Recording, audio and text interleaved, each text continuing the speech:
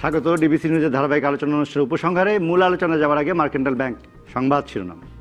আমন্ত্রণ ডিবিসি নিউজের ধারাবাহিক আলোচনা অনুষ্ঠানের উপসংহারে। আপনাদের সাথে আছে আমি প্রণব সাহা।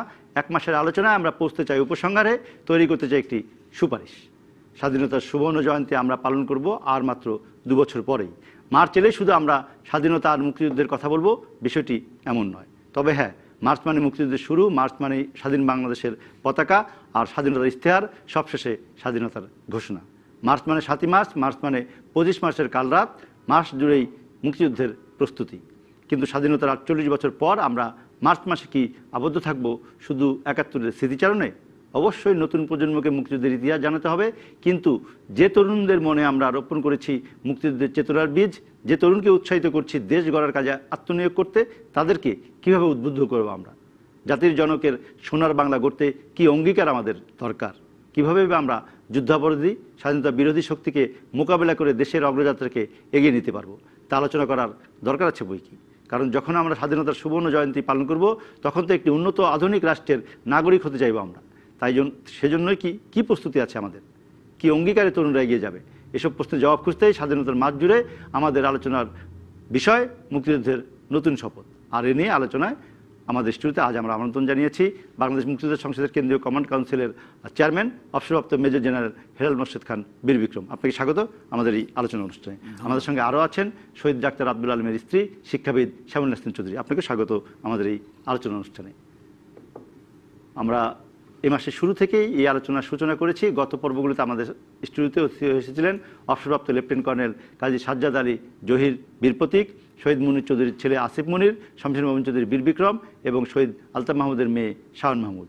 আজকের পর্বে আলোচনা যাওয়ার আগে আমরা দেখে নেব গত পর্বগুলোর আলোচনার অংশবিশেষ।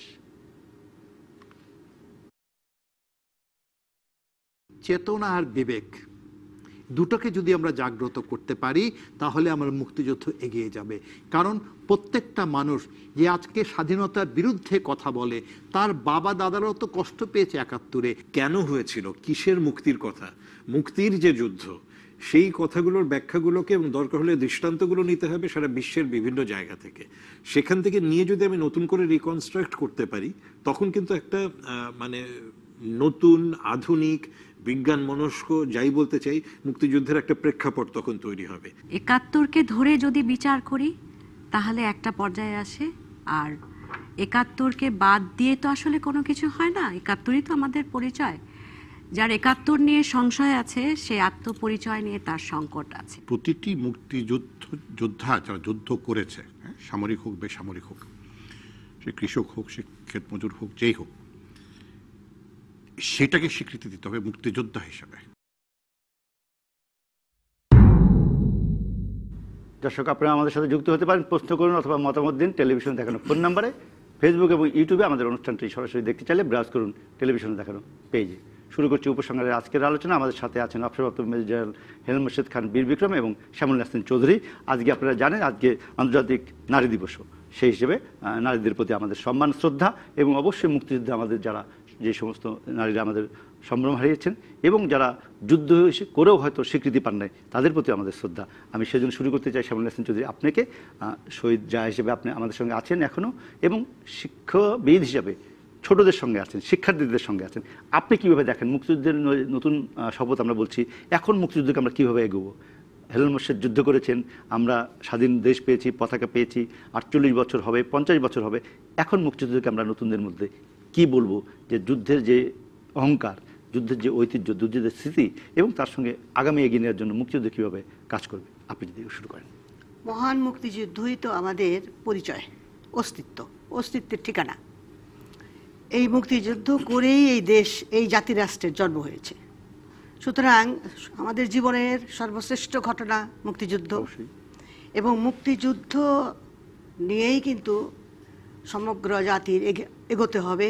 ভবিষ্যতের, অতীতেও এগিয়েছে সবাই, ভবিষ্যতের যে মানুষেরা আসবে তাদেরকেও মুক্তিযুদ্ধকে জানতে হবে। মানে মুক্তিযুদ্ধ কেন হয়েছে, মুক্তিযুদ্ধ কারা করেছেন, মুক্তিযুদ্ধের নেতাকে কে আহ্বান করেছিলেন মুক্তিযুদ্ধকে যুদ্ধে যাওয়ার জন্য, কী প্রয়োজন ছিল, এই সমস্ত কিছু তাদের জানতে হবে। জেনেই তাদের জীবনটা ওইভাবে চালাতে হবে, ওইভাবে তার আদর্শ ঠিক করবে সে, তার মনন গঠন হবে এবং সে কাজ করবে সেভাবে। সে কাজ করবে সেভাবে। এখন এই কাজটা কিন্তু করতে যে হবে তার সবচেয়ে বড় এবং সর্বশ্রেষ্ঠ উপায় হলো পাঠ্য বই। আচ্ছা, পাঠ্য বইয়ের মধ্যে এই মুক্তিযুদ্ধের সমস্ত সত্য ঘটনাগুলো পরম্পরা অনুযায়ী থাকবে, এটাই আমরা সবসময় চাই।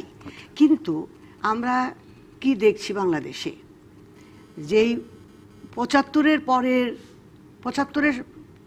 সময় যখন বঙ্গবন্ধু ক্ষমতায় আসলেন, আমাদের যে পাঠ্য বইগুলো ছিল একদম প্রথম শ্রেণী থেকে উচ্চ শ্রেণী পর্যন্ত, সেখানে মুক্তিযুদ্ধের ইতিহাস ছিল, সেক্টর কমান্ডারদের নাম ছিল, মুক্তিযুদ্ধের নায়কদের নাম ছিল, নেতাদের নাম ছিল, বুদ্ধিজীবীদের নাম ছিল, এবং একটা পূর্ণাঙ্গ একটা চিত্র রাখার খুব চেষ্টা হয়েছিল, ছিল। কিন্তু এইটা তো থাকেনি। তখন যে আমরা ক্লাসে পড়াতাম, ওই মুক্তিযুদ্ধ পড়াতাম, বাচ্চারা খুবই উপভোগ করতো। ৭৩-৭৪ এই সময়ের কথা বলছেন। হ্যাঁ, ৭৫-এর পরে কি হলো, ৭৫-এর পরে যে এটা বলার দরকার আছে, বইগুলো থেকে সব জিয়াউর রহমান সরিয়ে দিলেন। জিয়াউর রহমানের প্রতিজ্ঞাই ছিল যে মুক্তিযুদ্ধ ভুলিয়ে দিবে এই জাতিকে, তাই কিন্তু করেছেন। এখন ২১টা বছর কিন্তু আমাদের ছেলেরা ২১ বছরে কত মানুষ যে ওরা বড় হয়েছে, পড়াশোনা করেছে, চাকরি করছে, এখন তারা চাকরি করে, বাবা মা, তারা তো মুক্তিযুদ্ধকে ভালোবাসেনি। একটা বড় একটা জেনারেশন গ্যাপ। এখন এই যে সরকার, মুক্তিযুদ্ধ সরকার যখন আসলো, তারপরে কিন্তু বইগুলোতে মুক্তিযুদ্ধ ঢুকেছে। আমরা জানি যে ২০০৯-এর পরে একটি কমিটি হয়েছিল মমতাজুদ্দিন আহমেদের নেতৃত্বে, এবং সেই পাঠ্যপুস্তক কিভাবে থাকবে মুক্তিযুদ্ধ এবং বঙ্গবন্ধুর। কিন্তু সেখানে একটু আমার কথা আছে। কথা হলো কি, মুক্তিযুদ্ধকে পূর্ণাঙ্গভাবেই তো জানাতে হবে সবাইকে, খণ্ডচিত্র দিয়ে তো মুক্তিযুদ্ধকে বোঝানো যাবে না। এই বইগুলোতে একটি অধ্যায়, যেমন আপনার সামাজিক বিজ্ঞান একটি অধ্যায়, এই আপনার ইতিহাসে একটি অধ্যায়, বিশ্ব পরিচয় একটি অধ্যায়, বাংলাতে একটি অধ্যায় তো মুক্তিযুদ্ধ হতে পারে না। সেই জন্য আমাদের প্রস্তাব ছিল, অনেক আগের থেকে এই প্রস্তাবটা আমরা করেছি, কি একটা বিষয় থাকবে ১০০ নম্বরের, ১০০ নম্বরের বিষয় থাকবে 1 থেকে উচ্চশিক্ষা পর্যন্ত। ওই ১০০ নম্বরের বিষয় যদি হয়, তাহলে হবে কি, পুরা জাতিকে মুক্তিযুদ্ধের মাধ্যমে শিখতেই হবে মুক্তিযুদ্ধ কি, মুক্তিযুদ্ধ জিনিসটা কি, কিভাবে মুক্তিযুদ্ধ হলো, মুক্তিযুদ্ধ তো কারা করলেন, এবং এই মুক্তিযুদ্ধ আমাদের জীবনটাকে কিভাবে আমাদের অস্তিত্বের সঙ্গে মিশে আছে। এটা যদি তারা জানে, তাহলে তো বাংলাদেশের সবাই মুক্তিযুদ্ধের পক্ষে। এখানে যে পক্ষে বিপক্ষে সৃষ্টি হয়েছে, এই কারণে হয়তো হয়েছে যে একটা সময় ছিল না, হ্যাঁ, একটা সময় ছিল না, এবং তাদের তো এখনো সেই মুক্তিযুদ্ধের প্রতি সেই শ্রদ্ধা ভক্তি জন্ম নেই, ছোটবেলা থেকে পড়ে নাই। তো সেজন্য আমরা এখনো বলি যে মুক্তিযুদ্ধ বিরোধী শক্তি। এই বিরোধী শক্তি থাকতে পারে না তো একটা দেশে, যেই দেশ মুক্তিযুদ্ধের রক্তে, মুক্তিযোদ্ধাদের রক্তে ভিজানো, মুক্তিযুদ্ধের সেই দেশ, সেই মাটি, সেই স্বাধীনতা, এই দেশে কেন মুক্তিযুদ্ধের বিপক্ষের মানুষ থাকবে, বিপক্ষের মানুষ হবে কেন? এইখানে তো আমাদের ব্যর্থতা। এখন এখন আমাদের ওই নতুন প্রজন্মের কাছে সেটা কিভাবে দিব আমরা? ওই পাঠ্য বই 1 থেকে উচ্চশিক্ষা পর্যন্ত তাদের ১০০ নম্বরের একটা বিষয় করতে হবে, মুক্তিযুদ্ধটাই বিষয় হিসেবে থাকবে, একটা বিষয়ই মুক্তিযুদ্ধ, কোনো বইয়ের অংশ না, চ্যাপ্টার না। না, বাংলা যেমন, ইংরেজি যেমন, বিজ্ঞান যেমন, সেরকম মুক্তিযুদ্ধ বাংলাদেশ। আমি হেলেন সাথে আপনার কাছে আসবো। যুদ্ধ করেছেন, এখন পর্যন্ত আমাদের সঙ্গে আছেন, সেটা আমাদের সৌভাগ্য। যুদ্ধে শহীদ হতে পারতেন, তারপর আমরা আপনাকে পেলাম। আপনি কিভাবে দেখেন নতুন প্রজন্মের জন্য, আপনি কি বলে যাবেন? আপনার যে যুদ্ধ, আপনার যে গৌরব ব্যথা, মুক্তিযোদ্ধাদের যে গৌরব কথা, তা কিভাবে আত্মস্থ করলে আমরা সেই যোদ্ধার জাতি, সেই বিজয়ী জাতি হিসেবে আমাদেরকে উন্নত রাষ্ট্র গড়ার যে চ্যালেঞ্জ, সেই চ্যালেঞ্জ তো আমরা নিতে হবে। আপনি যে দেশের জন্য যুদ্ধ করেছেন, দেশ দিয়েছেন, মুক্তিযোদ্ধারা দিয়েছে, সাধারণ মানুষও যুদ্ধ করেছে, জনযুদ্ধ বলি আমরা। কিন্তু এখন যে সন্তানের বয়স, যাদের বয়স এখন 10, যাদের বয়স 20, তারা কেন মুক্তিযুদ্ধকে কিভাবে দেখবে? কারণ তারাই তো এগিয়ে নেবে দেশ। সেটা আপনি কিভাবে দেখেন একজন মুক্তিযোদ্ধা হিসেবে? তা তো অবশ্যই। এখন যে আমাদের চিন্তাটা এখন কি হবে, বাংলাদেশ আজকে আমরা 48 বৎসর পূর্ণ হয়ে গেছে, পার হচ্ছে 48 বৎসরের চিন্তা করে দেখুন। আমরা যে প্রজন্মটিকে এখন দেখছি, তারা মুক্তিযুদ্ধকে কত দূরে থেকে দেখছে। তাদের মাঝে সেই মুক্তিযুদ্ধের আমরা যেভাবে অনুভব করি, সেটি অনুভব করার ক্ষমতাটা স্বাভাবিক থাকবে না, এটাই স্বাভাবিক। কিন্তু আমরা যারা যুদ্ধ করেছি, আমাদের যে মুক্তিযুদ্ধের চেতনার সরকার, আপনারা যেভাবে বললেন যে যারা এক একটা সেক্টরে কাজ করতে হবে, উনি পড়াশোনার মাধ্যমে শিক্ষার ক্ষেত্রে এই মুক্তিযুদ্ধকে সম্পৃক্ত করতে হবে। আমাদের সরকারি যে কার্যক্রম যে আছে সেই কার্যক্রমের মাঝেও কার্যক্রমে যারা মুক্তিযুদ্ধের প্রতি তাদের যে আনুগত্য আছে তাদেরকে অগ্রাধিকার দিতে হবে। আমাদের যে পরীক্ষা যেগুলো উচ্চতরের পরীক্ষা যেগুলো হয় সেখানেও এই মুক্তিযুদ্ধের এই যে ছোটবেলায় যেটি সে পড়েছে সেটিকে তাকে মনে রেখে এটিকে অ্যানালাইসিস করে সেই ধরনের কার্যক্রমের মাধ্যমে তাকে উপরে উঠতে হলে, তার জ্ঞান পরিধি বাড়াতে হলে এবং তাকে সাকসেসফুল বা সফল হতে হলে মুক্তিযুদ্ধের এই ধারণাগুলোকে সঠিকভাবে ধরতে হবে। এবং মনে করেন আমাদের যে বিসিএস পরীক্ষা হয় বা আমি কয়েকটিতে বসেছিও, কয়েকজনকে জিজ্ঞাসা করতাম, যারা শুধু পরীক্ষা দিতে আসতো তারা বুঝতে পারতো যে তাদেরকে ধরা হবে, তারা ঠিকই প্রস্তুতি নিয়ে আসতো। আচ্ছা, কিন্তু অনেকেই আমি দেখেছি ওই ওদের মধ্যেও অনেকেই আছে যারা আসলে জিনিসটাকে ওইভাবে গ্রহণ করে না, কিন্তু পরীক্ষার জন্য একটা ধাপ পেরোনোর জন্য কিছুটা করে। হ্যাঁ, এখানেই ওই পরীক্ষার জন্য দিলেই শুধু হবে না, যেটি আপনি বললেন যে এটিকে ছোট থেকে গড়ে নিয়ে আসতে হবে। এটি হলো আমি বলবো যে সামগ্রিকভাবে চেতনাকে ধরে রাখা। আরেকটি বিষয় তো অবশ্যই আছে যে মুক্তিযুদ্ধে যে চেতনাটিকে ধরে রাখতে হলে শুধু মুখে বললে হবে না, এটিকে জনগণকে সম্পৃক্ত করে আমাদের রাজনৈতিক ক্ষমতাটিও ধরে রাখতে হবে যাতে করে এই মুক্তিযুদ্ধের চেতনাটিকে প্রবাহমান করা যায়। আমরা লক্ষ্য করেছি যে উনিও তো বললেন যে একটি সময় ছিল 22 বৎসর আমরা মুক্তিযুদ্ধের কথা বলতে পারিনি সেভাবে, লিপ সার্ভিস দিয়েছে অনেক, এমনকি বলেছে যে মানে টাওয়ারও বানাবে, অনেক কিছুই বলেছে, কিন্তু সেগুলো ছিল লিপ সার্ভিস, সেগুলো অ্যাকচুয়ালি কাজ হয়নি। এই কোটাও কিন্তু ছিল, কিন্তু কোটা কার্যকর হয়নি। এই কোনো বিষয়ে কার্যকারিতা হতো না, কিন্তু মুখে বলা হতো। মুক্তিযুদ্ধকে ব্যবহার করেও অমুক্তিযোদ্ধারাও সুবিধা নিয়েছে, কিন্তু আসল মুক্তিযুদ্ধটা হয়নি। 21 বৎসর 22 বৎসর আমরা বঙ্গবন্ধুর মৃত্যুর পর, আমাদের জাতির পিতার মৃত্যুর পর, বাংলাদেশ কাণ্ডারহীন হয়ে যাওয়ার পর এই ধারণাটি ধীরে ধীরে নিচের দিকে চলে গিয়েছিল এবং তখনই হয়তো মূলত একটি প্রজন্ম জন্ম হয়েছে এবং তারা বড় হয়েছে। এই প্রজন্মটি একটা বিশাল আকার ধারণ করেছে এবং এটি সময় নিয়েছে। দেখেন 22 বছর, মানে 1975 সালেও যার জন্ম তার বয়স কিন্তু এখন 39, মানে 25 আর 19। সে তো একটা তার ভেতরে তো একটা ধারণা প্রথিত হয়ে আছে, এই ধারণাটাকে বের করা এত সহজ হবে না। সেটার জন্য প্রয়োজন আমাদের, তিনি তো এখন মানে সন্তানের বাবা, এই সন্তানদেরকে তো সেটা শেখাবে না। সুতরাং যেটা বললেন, শিক্ষা, সামাজিক অবস্থান, মুক্তিযুদ্ধের চেতনাকে ধরে রাখার শক্তিকে বহাল থাকতে হবে। 21 বছর পর আমরা ধীরে ধীরে কিছুটা এসেছিলাম, তাও মাঝখানে সশস্ত্র বাহিনী বা মার্শাল টার্শাল দিয়ে এটিও চলে গিয়েছিল। আমরা যে মুক্তিযুদ্ধের উত্থানটি দেখছি এটি আমরা আশ্চর্য হলে লক্ষ্য করছি গত 15টি বছর। এই জননেত্রী শেখ হাসিনার প্রথমবারেও তারও কিন্তু কেউ কেউ সমালোচনা করে যে একটু বেশি বেশি হয়ে যাচ্ছে কিনা। হ্যাঁ, এই সমালোচনার লোক এখন, এই সমালোচনার লোকের বিষয়ে আমি একটা শুধু বলবো যে বেশি এটা বলাটাই স্বাভাবিক, কারণ এখানে তো কিছুটা রাজনৈতিক বিষয় আছে। আমরা বাংলাদেশ এখন দুই ভাগে বিভক্ত, মুক্তিযুদ্ধের সপক্ষের শক্তি, বিপক্ষের শক্তি, এটি নিয়ে আর কোনো ডাউট নাই। না, সেটাই বলছি যে এটি আছে এবং এই শক্তিটি যেভাবেই হোক না কেন মুক্তিযুদ্ধকে তারা মানে ব্যবহার করতে চায় যে এটি মুক্তিযুদ্ধটার বড় ব্যাপার নয়, এটিকে এখন পিছনে ফেলে আমাদেরকে এগিয়ে যেতে হবে। ভাবটা এরকম যে ওনারা আমাদেরকে এগিয়ে নেবে। আপনি কিন্তু যদি আপনি সত্যিকারের যদি অ্যানালিসিস করে দেখেন এই 48 বছরের মধ্যে গত 15 বছরে মুক্তিযুদ্ধের সরকার, মুক্তিযুদ্ধের সপক্ষের যে শক্তি যে অগ্রগতিটি করেছে গত বাকি 30 বছরে সেটি হয়নি।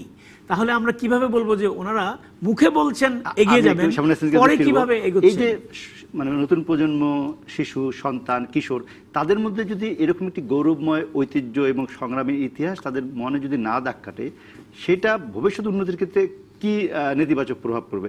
আর একটা লোক মুক্তিযুদ্ধ জানলো না, অতীতটা জানলো না, তাতে কি অসুবিধা? তার আদর্শ, তার দেশটার জন্মের সঙ্গে তার সবকিছু সম্পৃক্ত, এবং এই দেশ তার যদি এগিয়ে নিতে হয় মুক্তিযুদ্ধের আদর্শে এগিয়ে নিবে, যে এটা ভাই বললেন যে এগিয়ে যাচ্ছে দেশ, এই উন্নতির সঙ্গে যদি সে তাল মিলিয়ে চলতে হয়, তার মুক্তিযুদ্ধের চেতনা বিশ্বাসী হইতে হবে। এই দেশকে এগিয়ে নিতে হলে তার মুক্তিযুদ্ধের আদর্শ, বঙ্গবন্ধুর আদর্শ, যেই আদর্শগুলাই বাংলাদেশের জন্য সবচেয়ে উপযোগী, সবচেয়ে আদর্শিক জায়গাগুলো, ন্যায় বিচারের আদর্শ, হ্যাঁ, ন্যায় বিচারের আদর্শ, দুর্নীতির বিরুদ্ধে আদর্শ, তারপরে নারীর ক্ষমতায়নের আদর্শ, বৈষম্যের বিরুদ্ধে। আমাদের তো ওইটাই তো 6 দফা আসলো। এই যে যুদ্ধ হলো কি জন্য? এই পাকিস্তানিরা আমাদের প্রতি বৈষম্য করেছে, অন্যায় করেছে, অবিচার করেছে, আমাদের শিক্ষা, স্বাস্থ্য সব দিকে আমাদের বঞ্চিত করেছে। আর জন্য এই দেশের মানুষ বঞ্চনার শিকার না হয়, আর জন্য এই দেশে কোনো বৈষম্য না হয়, এগুলো শিখবে কোথা থেকে? শিখবে এই মুক্তিযুদ্ধের এই আদর্শ থেকে, উন্নত রাষ্ট্রের জন্য কাজ করতে পারবে, নিজেকে তৈরি করতে পারবে, এবং তার ভেতরে সে দেশের প্রতি ভালোবাসা জন্মাবে। এই যে বঙ্গবন্ধু আজকে এইভাবে আমাদের ডাক দিলেন, মানুষ ওনার কথায় ঝাঁপিয়ে পড়লো যুদ্ধে, কি জন্য? এই যে ভালোবাসাটা, ভেতরের যে ভালোবাসাটা উনি তৈরি করে দিয়েছেন, দেশের প্রতি ভালোবাসাটা তৈরি করে ফেলেছেন উনি। ইনারা যেমন ছিল মানুষের মধ্যে উনি ছড়িয়ে দিয়েছেন। ইনারা যে অস্ত্র নিয়ে যুদ্ধ করলেন, নিজের বাবা মা কারো কথা চিন্তা না করে, মারাও যেতে পারতেন, কেন?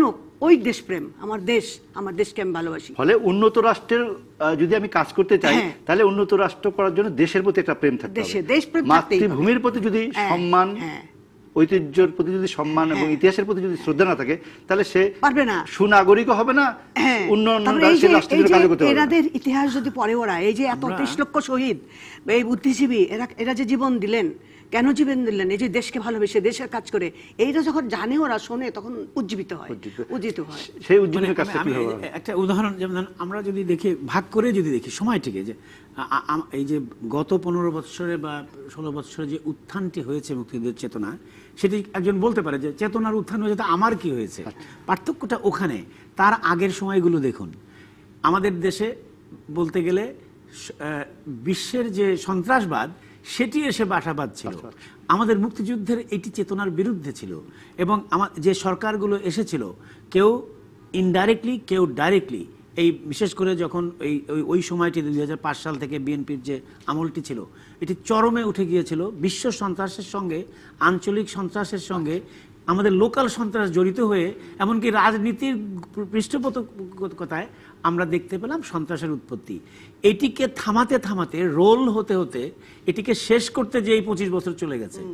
যেখানে আপনি সন্ত্রাসের উৎপত্তি, সেখানে প্রোগ্রেসের বা প্রগতির কখনো হতে পারে না। পাকিস্তান একটা উদাহরণ শুধু।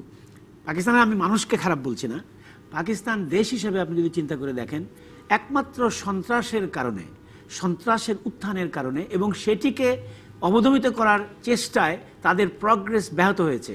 আমরা যেখানে বাস্কেট বলেছিল বিশ্ব, সেখানে আমরা 42, পাকিস্তান সেখানে 47।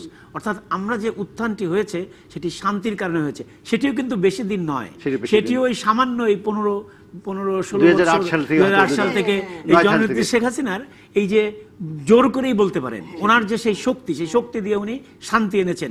15 বছরের শান্তিতে আমরা ত্রিমাত্রিক বাংলাদেশ হয়েছি, মহাবিশ্বে শূন্যে গিয়েছি, আমরা সমুদ্রের তলদেশে গিয়েছি, আমরা সারফেসে আজকে যে সমস্ত মেগা প্রজেক্ট হচ্ছে, নিউক্লিয়ার পাওয়ার হিসাবে নিউক্লিয়ার ব্যবহার করা, আলোচনা করবো সেটি। এর চেয়ে বেশি আর আমরা মুক্তিযোদ্ধারা কি চাই? উপসংহারের এই পর্যায়ে নিচ্ছে আরেকটি বিরতি। আমাদের সাথে আছেন শ্যামল হোসেন চৌধুরী এবং হেলাল মোর্শেদ, আমাদের সঙ্গে থাকুন। আমন্ত্রণ আরো একবার উপসংহারে। আজ আমরা আলোচনা করছি মুক্তিযুদ্ধের নতুন শপথ। এ নিয়ে আমাদের সঙ্গে আছেন অবসরপ্রাপ্ত মেজর জেনারেল হেলাল মোর্শেদ খান বীর বিক্রম এবং শ্যামল হোসেন চৌধুরী। হেলাল মোর্শেদ, আমি আপনাকে থামিয়েছিলাম। আপনি যদি বলেন যে এই যে আপনি যে কথাটা বলছিলেন যে অনেক বেশি হচ্ছে কিনা, সেই সমালোচনা করতেছে, কিন্তু তারপর তো গ্রোথ, যেটা আমরা ইংরেজি বলি, বা অর্থনৈতিক উন্নয়ন, তার একটি বড় ধরনের উত্থান হয়েছে। এইটার অগ্রযাত্রা কিভাবে এগিয়ে নেবে আমাদের নতুন প্রজন্ম বা আগামী প্রজন্ম? এবং ওইটা ঠিক, যদি যুদ্ধ সম্পর্কে না জানি, আমি আমার আত্মপরিচয় যদি না জানি, তাহলে এই অর্থনৈতিক উন্নয়নে ভূমিকা রাখা কি কঠিন হয়ে পড়বে কিনা? রাইট। আমি এই কথাটি, আপনার এই উত্তরটি দেওয়ার আগে একটা কথা, একটা ধারণা ধরে দিয়ে রাখি, যে বাংলাদেশের মানুষ একসময় বলতো মুক্তিযুদ্ধ 40 বছর হয়ে গেছে, এখন এটা নিয়ে মাথা কি দরকার আছে, এটা এখন দরকার নেই, এখন প্রোগ্রেস হতে হবে, এটা হবে, সেটা হবে। তাহলে ঠিক আছে, আমরা তাহলে আমরা দেখি না বাইরের বিশ্বে কি আছে। আচ্ছা, দেখি পরাশক্তি আমেরিকাকেই দেখি। ওই পরাশক্তি আমেরিকারও ওই ফিলাডেলফিয়াতে একটি বেল আছে, এই ভাঙ্গা একটা বেল।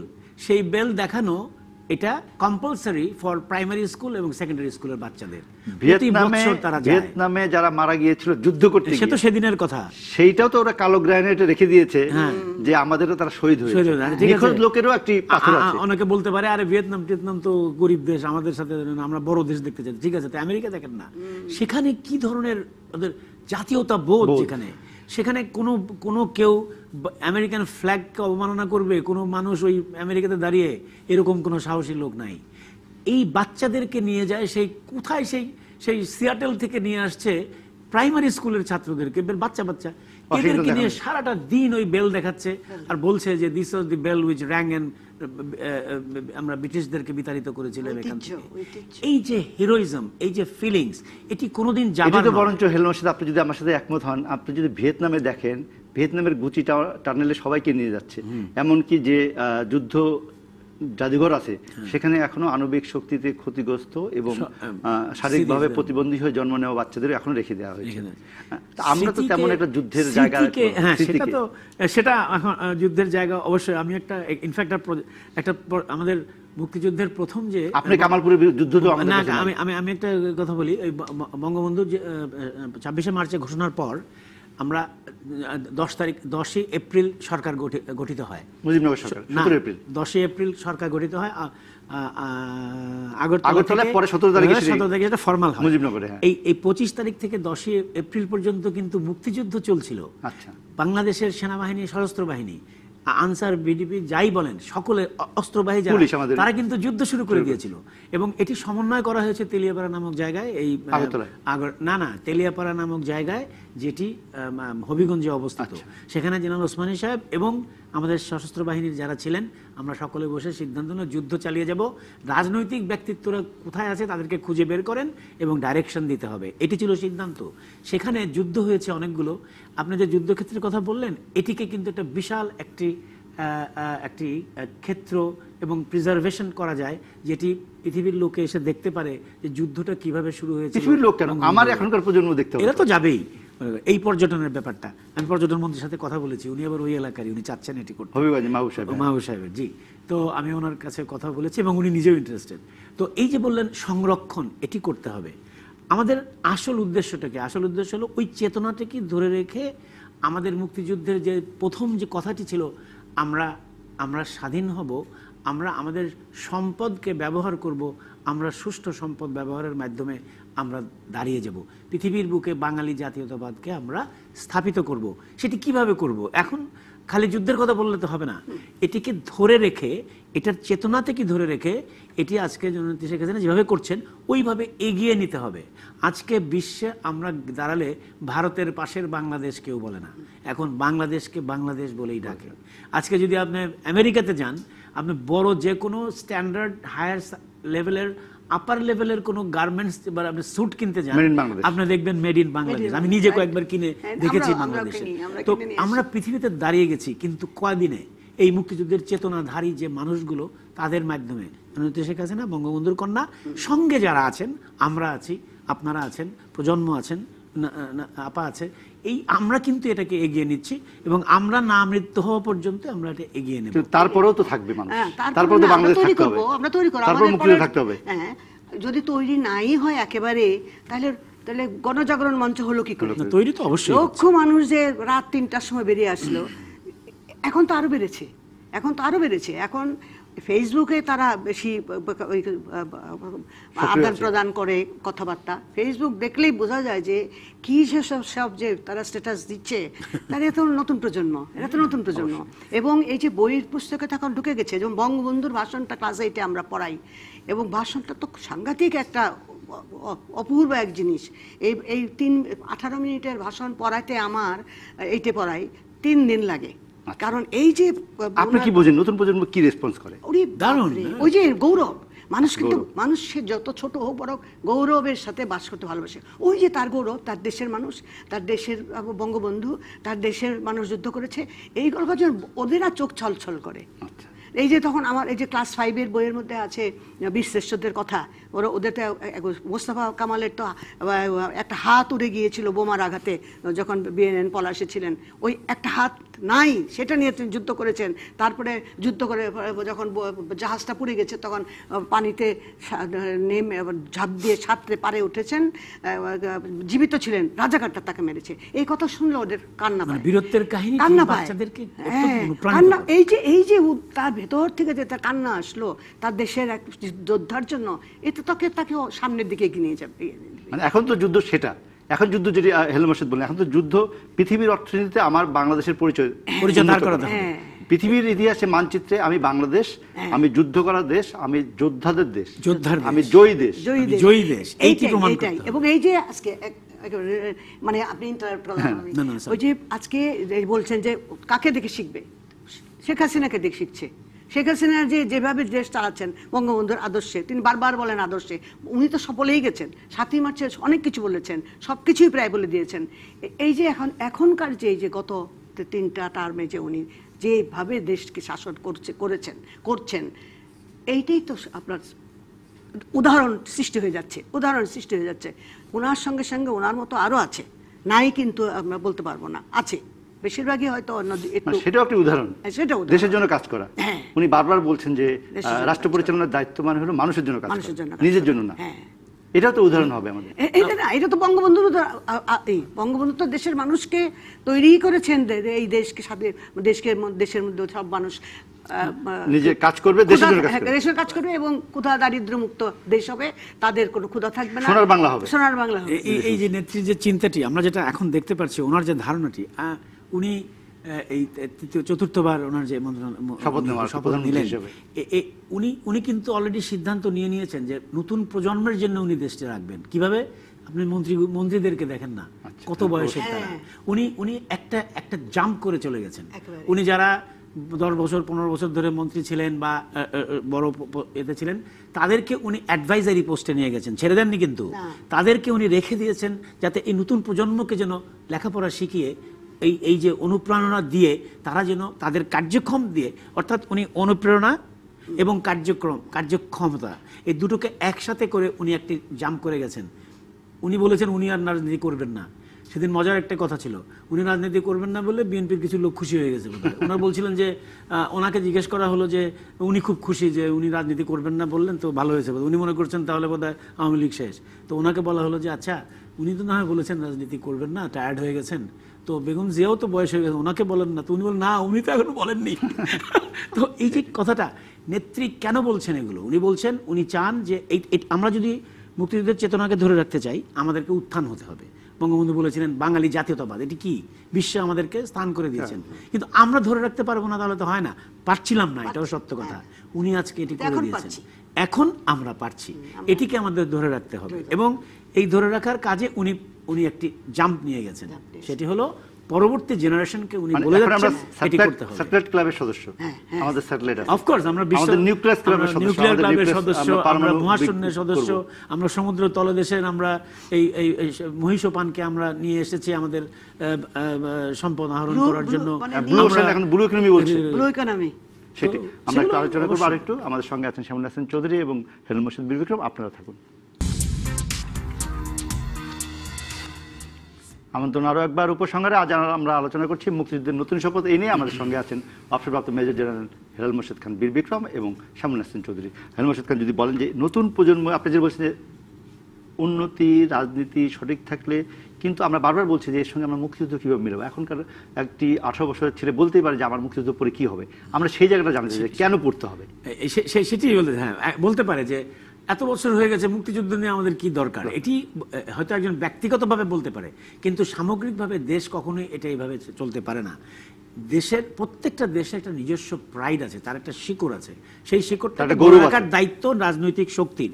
সেই রাজনৈতিক শক্তি হতে হবে মুক্তিযুদ্ধের চেতনার শক্তি। আর ওই মানুষটিকে, সেই প্রজন্মকে বুঝাতে হবে যে এটি তার প্রয়োজন। ধীরে ধীরে সে যখন এটা অ্যাবজর্ব করে ফেলবে, তখন দেখবে যে সে এটি করতে পেরেছে। আমরা যেটা বলতে চাই সেটি হলো, মুক্তিযুদ্ধের চেতনায় যারা বিশ্বাস করে, এই বিশ্বাসটাই তাকে এগিয়ে নেবে দেশকে ভালোবাসতে। আর দেশকে যে ভালোবাসবে সে উন্নয়নের জন্য কাজ করবে, নিজের উন্নয়ন, দেশের উন্নয়ন। আমি ওই উদাহরণ যেটি দিলাম, যে আমরা যে ওই যে যখন দেশকে ভালো না বাসে, তখন ক্ষুদ্র স্বার্থে সে সন্ত্রাসের উত্থান করতে দেয়। আর দেশকে যখন সে ভালোবাসে তখন সন্ত্রাসকে উত্থান না করতে দিয়ে যে কথাটি ছিল আমরা পৃথিবীর বুকে দাঁড়াবো, আমাদের জাতীয়তাবাদ বাংলাদেশি বাঙালি জাতীয়তাবাদকে পৃথিবীতে নিয়ে যাব, তার তখন উদ্বুদ্ধ হবে, সে কাজ করবে। এটি একটি মৌলিক পার্থক্য। এটি যখন থাকবে তখন আমরা উত্থান হব। আমরা দেশপ্রেম না থাকলে সে আইএসের দ্বারা উদ্বুদ্ধ হবে, আইএসের দ্বারা উদ্বুদ্ধ হবে। এবং আমরা এটা প্রমাণ করে দিয়ে দেখাচ্ছি অঙ্ক দিয়ে যে আমরা প্রায় 30 বছর পারিনি, এবং এই গত 15 বছর বা তার একটু আগে যদি ধরি আমরা মুক্তিযুদ্ধটা করতে পেরেছি, এটি তো চোখে আঙ্গুল দিয়ে দেখাতে হবে। হ্যাঁ, এর অপোজিশন বা ডেমোক্রেসি বা গণতন্ত্র বলতে যেটা বোঝায় সেটা নিয়ে আলোচনা হতেই পারে, যে গণতন্ত্রটি হয়তো অত উৎকর্ষতায় পৌঁছাতে পারিনি আমরা, কিন্তু নির্বাচনী প্রক্রিয়া আরো কি উন্নত হতে পারত, আরো সুন্দর, সংসদের গুণগত মান আরো ভালো হতে পারত।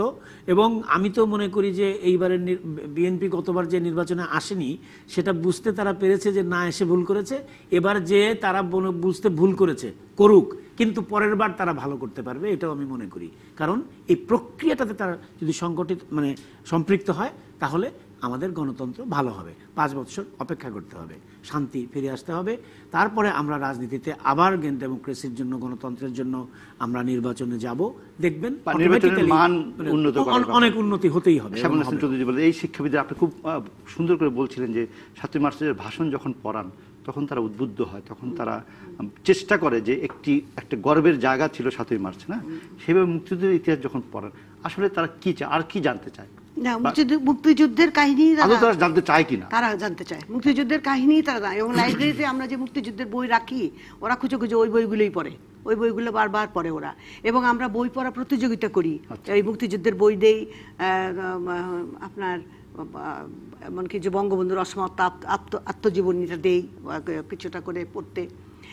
ওরা খুবই খুশি হয় এগুলা, এইগুলো ওরা পরীক্ষা দিতে বা এই কম্পিটিশনগুলোর মধ্যে অংশ নেওয়ার জন্য খুবই উদ্বুদ্ধ হয়।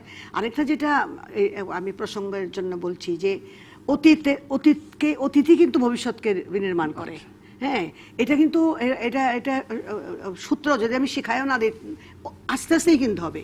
অতীত যেভাবে আমরা অতীতটাকে যেভাবে আছে, অতীতে কিন্তু টেনে নিয়ে যাবে আমার ভবিষ্যতের দিকে। এই যে আজকে শেখ হাসিনা যে বঙ্গবন্ধুর আদর্শকে বাস্তবায়ন করার জন্য ওনার কথাগুলোই তো, ওনার কথা মতোই কাজ করছেন। তো এই কাজগুলো তো অতীতের কাজগুলো, অতীতের আদর্শ, এই অতীতের আদর্শ আস্তে আস্তে এই নতুন প্রজন্ম ভবিষ্যতে টেনে নেবে এবং মুক্তিযুদ্ধ তাকে সাহায্য করবে। মুক্তিযোদ্ধাদের আত্মদান এই দেশের ভূ রাজনৈতিক যে অবস্থানটা মুক্তিযুদ্ধের সময় ছিল। আপনি যদি একটু মিলিয়ে বলেন, নিশ্চয়ই দুজন বলবেন, আমরা যখন যুদ্ধাপরাধীর বিরুদ্ধে আমাদের বিচার অব্যাহত রাখি, শাস্তি কার্যকর রাখি, তখনও আন্তর্জাতিক অঙ্গনে আমি এর বিরোধিতা দেখি। আমরা না, বিরোধিতা করে তারাই, পাকিস্তান তার নেতৃত্ব দেয়, তাদের অ্যাসেম্বলিতে সেটার নিন্দা প্রস্তাব হয়। না, এইটা তো এটার কারণ আছে। আমাদের এই প্রজন্ম যদি সেটাতে সচেতন না থাকে তাহলে তারা জিতবে, আমরা আবার হেরে যাব। না না না, এটা কেন হয় এটা হচ্ছে যে এটা আমাদের দুর্ভাগ্য যে এটা জিয়াউর রহমান এটা করে দিয়ে গেছে, যে এই দেশকে ভালোবাসে না একটা গ্রুপ আছে, একটা দল আছে। বিএনপি, জামাত, শিবির এই দেশে থাকে, এখন পর্যন্ত আছে, 48 বছর ধরে আছে, তারা দেশকে ভালোবাসে না। মুক্তিযুদ্ধ করে সেরকম লোক আছে, তবু তারা দেশকে ভালোবাসে না, ক্ষুদ্র স্বার্থের জন্য, যেটা জিয়া রহমান তাদের মাথার মধ্যে ঢুকিয়ে দিয়ে গেছে। এবং আপনি সমগ্র বিশ্বে খুঁজে দেখেন কোথায় আছে যে আমার দেশকে আমি ভালোবাসি না। ভারতে যান, ভারতে একটি লোক খুঁজে পাবেন না তার দেশকে ভালোবাসে না। এই যে গান্ধীজি যে জাতির পিতা, বিরোধী সব দল তাকে সম্মান করে। আর আমার এখানে কি হয়, আমার বঙ্গবন্ধু বলে সে জাতির পিতা, অন্য দল আসলে বঙ্গবন্ধু ছবিটা চুরে ফেলে দেয়। এইটা তো একটা সাংঘাতিক বাজে একটা সংস্কৃতি। এটা জিয়া রহমান এটা এনেছে এখানে, জিয়া রহমান, তারপরে এরশাদ, তারপরে খালেদা জিয়া। এখন আমাদের মধ্যে ওই গ্রুপটা আছে, ওই দল আছে যারা এই বিরোধিতা করে। তো এগুলো তো আমাদের শিশুরা দেখে, তাদের মনে প্রশ্ন হয় যে এটা কেন না করে। এইটা তো আমাদের যখন মুক্তিযুদ্ধের এই ইতিহাসটা পড়াই, তখন ওদেরকেও চিনাইতে হয় যে এই ওদেরও যে ওরা বিরোধিতা করছে, ওরা চায় দেশটা ভালো না থাকুক, আমরা চিনাই দেই কে রাজাকার, কে চিনাই। একই সঙ্গে যদি আমাদের এই সবাই তো যুদ্ধ করেছে, তারা নানা রাজনৈতিক দলে বিভক্ত আছেন, তাদের ঐক্য যদি না থাকে, যে আমরা একটি তালিকা নিয়ে যদি বিতর্ক করি এখন, তাহলে এই প্রজন্ম কি বলবে যে মুক্তিযুদ্ধের তালিকা নিয়ে আপনারা বিতর্ক করেন, তাহলে এই যুদ্ধ নিয়ে আমাদের কি? সেটা তো আমরা সমাধান করতে হবে। মুক্তিযুদ্ধের তালিকা বিতর্কটা হলো ওটা সত্যটা তো ওটা ওটা জানাইতে হয়তো তালিকা বানাতে যে হয়তো কিছু লোকাল প্রক্রিয়াগত ভুল। কিন্তু বেসিক্যালি মুক্তিযোদ্ধা যারা যুদ্ধ যারা করেছেন তাদের তালিকাটি হয়ে আছে, হয়তো কিছু কম বেশি প্লাস মাইনাস হচ্ছে বলে আলোচনা হতেই পারে, এবং সেটাকে সম্পূর্ণ করতে হবে, এবং মন্ত্রী মহোদয় বলেছেন করবেন, চেষ্টা করা হচ্ছে। সেটা বিষয় না, মুক্তিযুদ্ধের তালিকা হয়ে যাবে, এবং যেহেতু মুক্তিযুদ্ধ যারা করেছে তাদেরকে কিছু সুবিধা পেতে হবে, সেই জন্য এটির প্রয়োজন। তা না হলে তো বাংলাদেশের চেতনাই মুক্তিযুদ্ধ, সকলেই মুক্তিযোদ্ধা, এরকম একটা অনুভূতি তো আমাদের মধ্যে আছেই। জনযুদ্ধে তো অংশগ্রহণ করেছেন সবাই, মানে যে আপনাকে সেই রাতে জনমত নির্বিশেষে খাদ্য সরবরাহ করেছে সেও তো একটা যুদ্ধের অংশ। সেও যুদ্ধ, একটা সিম্প্যাথেটিক অনুভূতিটি, এই তাড়না, এটি বলে তাড়না অনুভূতি, যুদ্ধে তার দেশের প্রতি তার ভালোবাসা, এটি সকলেরই ছিল। কিছু অংশ ছিল যারা ওটি স্বার্থতাড়িতের কারণে হয়তো করেনি, পাকিস্তান সেনাবাহিনীর সঙ্গে তারা যোগ দিয়েছিল, বিশেষ করে অবাঙালি গোষ্ঠীটি এবং তার সঙ্গেটি। আমাদের এখন ভবিষ্যৎ চিন্তাটি কি? আমাদের ছিল গণতন্ত্র, আমাদের ছিল জাতীয়তাবাদ, বাঙালি জাতীয়তাবাদ, আমাদের ছিল ধর্মনিরপেক্ষতা, আমাদের ছিল এই সামাজিক অর্থের সুষ্ঠু বন্টন এবং সমাজ। তা আমরা কোনটা পারিনি? আমরা আমরা গণতন্ত্র এনেছি, আমরা গণতন্ত্রের মান ধীরে ধীরে উঠবে। আমরা অর্থনৈতিক দিকে পিছিয়েছিলাম, যেটির দ্বারা আমরা পৃথিবীতে দাঁড়াবো, সেটি কিন্তু হয়ে গেছে। সেটি যে স্পিডে উঠছে, যে রেটে উঠছে, এটা কিন্তু আশেপাশের দেশে এত নাই। যে কোনো সামাজিক সূচকেও আমরা অনেক আগে চলে গেছি, এটা আমরা নিজেরাও আশ্চর্য হয়ে যাই। আপনারা লক্ষ্য করে দেখবেন যে আমরা নিজেরাও বিশ্বাস করতে ইচ্ছা করে না যে আমরা এত দূরে উঠে গেছি। আর কি ছিল? ধর্মনিরপেক্ষতা বাংলাদেশে বোধহয় সবচেয়ে ভালো আছে এখন পর্যন্ত। আর আমাদের বাঙালি জাতীয়তাবাদ, যেটা আমরা চাই বিশ্বে দাঁড়াতে, আমরা দাঁড়িয়ে গেছি। এটি কিভাবে সম্ভব? এই সামান্য সময়ের মধ্যে সেটিই সম্ভব মুক্তিযুদ্ধের চেতনাটাকে ধরে রেখে যারা কাজ করবে, এর কোনো বিকল্প নেই। আর যেটি বলছেন মুক্তিযুদ্ধের কিছু ব্যক্তি হয়তো যে রাজনৈতিক দল আছে সেখানে আছে, ওই ব্যক্তিটি কালকে যদি আপনি আওয়ামী লীগে নিয়ে নেন, সে আবার আওয়ামী লীগে জয়েন করে সে আবার ওই একই কথা বলবে। সুতরাং এটি কোনো বিষয় না। তার ব্যক্তিগত একটা সুবিধার কারণে হয়তো সে বিএনপিতে চলে গেছে এবং সে সেখানে এখন আর পার্টির বাইরে কথা বলার ক্ষমতা নাই, কিন্তু সে মনে করে যে না, মুক্তিযুদ্ধের চেতনা ধরে রাখতে হবে। কিন্তু তারও কোনো জায়গা কিন্তু বিএনপিতে নেই। বেশিরভাগ মুক্তিযোদ্ধারা বিএনপিতে যারা আছে তারা কিন্তু তাদের পজিশন কিন্তু সেরকম নেই। আমার শমশের মোবিন চৌধুরী কালকে বলে গেছে, ও তো বিএনপি থেকে আসলো কোথায় এই কি বিকল্প থেকে আওয়ামী লীগ থেকে এসে গেছে। ও বেসিক্যালি সে কিন্তু মুক্তিযোদ্ধা, এটা নিয়ে কোনো ডাউট নেই। সে আমার বন্ধু মানুষ, সে মানসিকতা মুক্তিযুদ্ধের, কিন্তু ওই কোনো কারণে হয়তো সে ওইভাবে গেছে, কিন্তু সেটাকে আমরা সামগ্রিক দৃষ্টিতে আমরা এক করতে পারবো না। মুক্তিযুদ্ধের প্রশ্ন সবার এক, মুক্তিযুদ্ধের প্রশ্ন একটা, সেটার কোনো দল নেই। ওইখানে আমাদের দুঃখটা, এই যে একটা দল সৃষ্টি হয়ে গেছে মুক্তিযুদ্ধের বিরোধিতা করার জন্য, এইটাই আমাদের। এটি রাজনৈতিক বিষয়, কিন্তু চেতনার আমরা এক হতেই হবে। এবং সেটা তো একটু পরোক্ষভাবে কৌশল করে বলে, কেউ তো বলে যে আমি মুক্তিযুদ্ধের বিরুদ্ধে, এমন কথা তো কেউ বলে না, তা বলে না। কিন্তু না, তারা কার্যক্রমটা তাই মনে হয়, তারা কার্যক্রম করছে। তাদের অনেক স্কুল আছে, যে স্কুলে, যেসব স্কুলে এখনো মুক্তিযুদ্ধের বিরুদ্ধে কথা বলা হয়, জাতীয় সঙ্গীত বাজানো হয় না, রবীন্দ্রসঙ্গীতকে, রবীন্দ্রনাথকে, জাতীয় সঙ্গীত রবীন্দ্রনাথ লিখেছে বলে তারা গায় না, সেটাও একটা পরোক্ষ বিরোধিতা। হ্যাঁ, অবশ্যই এইগুলো আমাদের দূর করতে হবে, এগুলো দূর করতে হবে। জাতির পিতা নিয়ে মানে বিভক্তি বা জাতির পিতা নিয়ে কোনো দ্বিমত করা যাবে না, এটি দেশের নিয়ম করে কখনোই মঙ্গল। জর্জ ওয়াশিংটনকে জাতির পিতা মনে করে আমেরিকানরা, যারা পৃথিবীর পরাশক্তি, তাদের সন্তানদেরকে বোঝানো হয় যে হি ইজ দ্য জাতির পিতা।